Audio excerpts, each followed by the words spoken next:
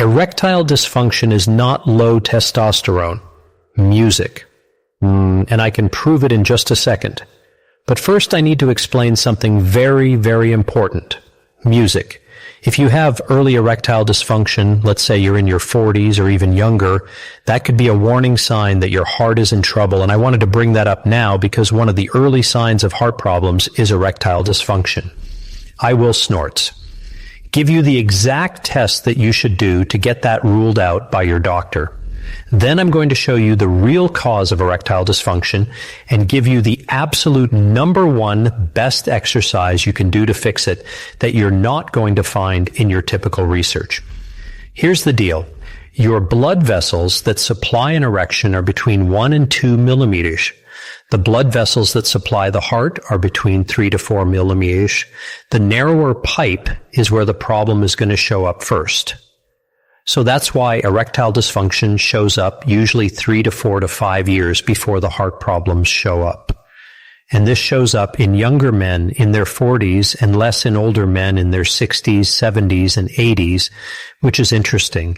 So if there's any slight indication that there could be a heart problem, the tests that I would recommend, and I will put those in the description, are a KC test, a coronary artery calcium test that looks into the coronary artery and looks at the calcium in there.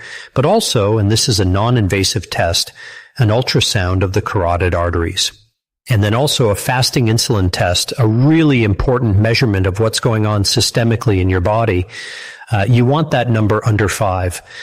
Also, there's another simple way to kind of rule out if there's a problem with the plumbing. Do you get erections in the middle of the night or in the early morning?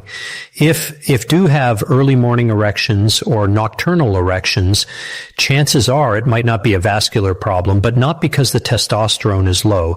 Testosterone drives libido, sex drive. It doesn't drive the mechanical erection itself. I mean, just think about the most famous erectile dysfunction drug on the market, Viagra. Does Viagra boost your testosterone? No. What does it do? It increases something else, which I'm going to get into.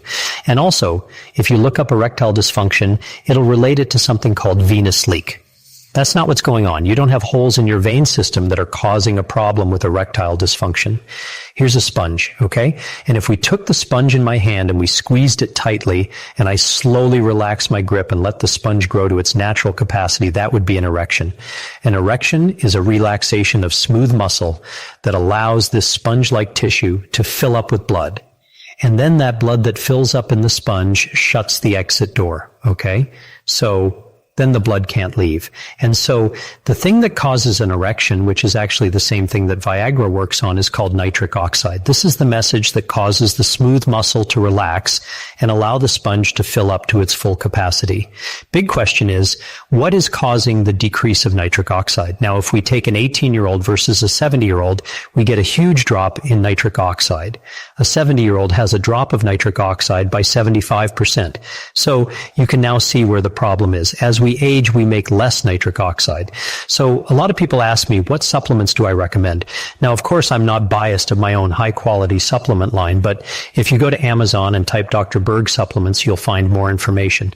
And let me just go through all the things that suppress nitric oxide: poorly controlled blood sugar, smoking or vaping, sleep apnea, having a sedentary life, not exercising, chronic inflammation, being on certain medications, and even mouthwash can to some degree interfere with bacteria that can actually lessen your ability to make nitric oxide.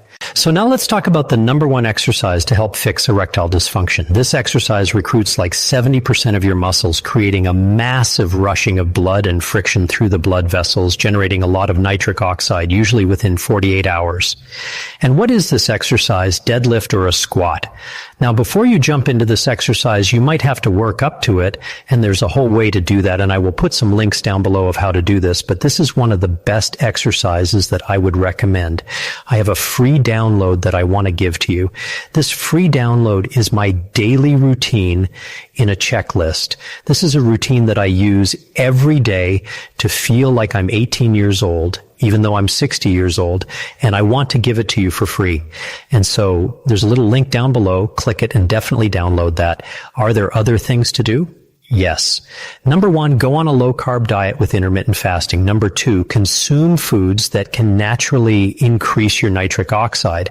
Out of all the vegetables, arugula stimulates nitric oxide the most. You also have cacao, which is unheated chocolate.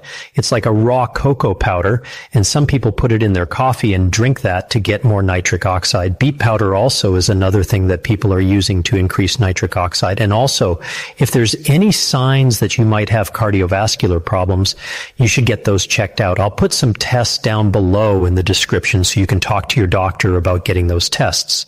But even if those tests show up negative, you still want to go on a low-carb diet with intermittent fasting as part of something to help reverse that. Now, even though erectile dysfunction is not caused by low testosterone, testosterone is vitally important, not just in libido, but also to increase your muscle mass. And for more information on that, watch this video right here. Check it out.